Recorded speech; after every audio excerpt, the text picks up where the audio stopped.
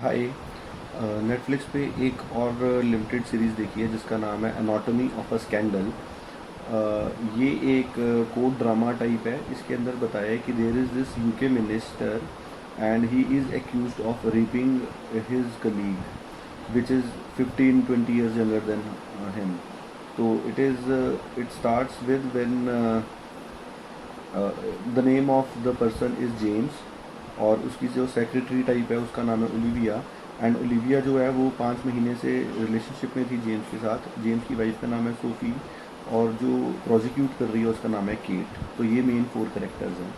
तो जो जेम्स है वो और Olivia are in relationship from past 5 months and now James has broken off this relationship because उसकी कॉन्शियस नहीं अलाउ कर दी है। अब सोफिया को वो आगे जाके और ज़्यादा हर्ट नहीं करना चाहता, बट ब्रेकअप के बाद भी वो लिफ्ट के अंदर उसको ज़बरदस्ती उसके साथ ही gets his way with her Olivia in, जबकि वो they were making passionate love in a way कि किस वगैरह कर रहे थे, बट उसके बाद वो मना करती है।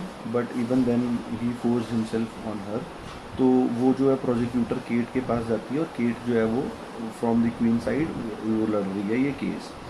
तो धीरे धीरे करके हमें पता चलती हैं और सारी चीज़ें जेम्स के पास्ट के बारे में, सोफ़ी के पास्ट के बारे में। हस्बैंड वाइफ जो है ये पास्ट में कैसे मिले थे यूनिवर्सिटी में, कैसे सोफ़ी की एक हॉली नाम की रूममेट होती थी जिसको सोफ़ी ने थोड़ा यूज़ किया था कि उसके साथ अपना होमवर्क वगैरह करा लेती थी। थोड़ा और पीछे गए तो पता लगा कि सोफ़ी की जो रूममेट हॉली होती थी उसका भी समवट रेप किया था जेम्स ने, जबकि जेम्स को लगता था कि वो कंसेंशुअल है।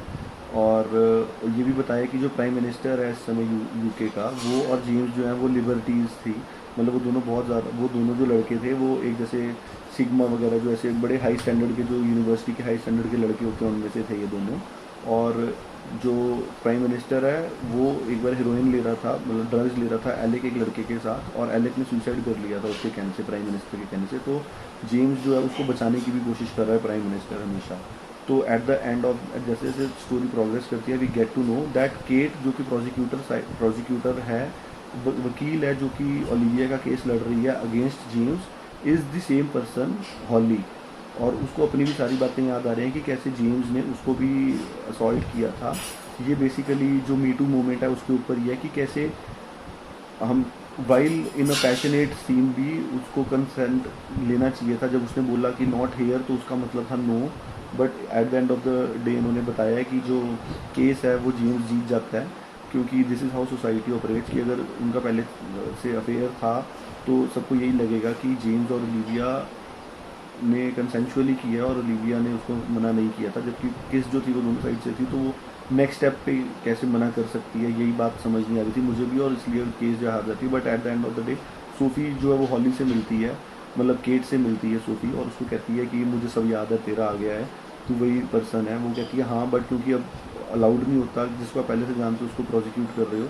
बट एट दैट पॉइंट वो कहती है कि मैं कुछ गलत नहीं बताऊंगी, बट वो प्रेस वगैरह में लीक कर देती है प्राइम मिनिस्टर का कनेक्शन अपने हस्बैंड के साथ, जो पहले एलेक की डेथ हुई थी उसके साथ। तो eight the end of this season he is not prosecuted, James is not found guilty of rape, but जो पहले बचपन में एक अकम्पलिस था वो मर्डर में, उसके अंदर प्राइम मिनिस्टर से जो हुआ था इन अ वे कि उसने जो भी मतलब छुपाया था उन्होंने एविडेंस की, वो लड़के ने जो सुसाइड किया उसके कहने से जो सुसाइड टाइप कर लिया था एलेक ने प्राइम मिनिस्टर के, जो अब करंट प्राइम मिनिस्टर कहने से, तो वहाँ पे जाके इस वजह से वो जेल में जाता दिखाया, but not for the rape she committed twice.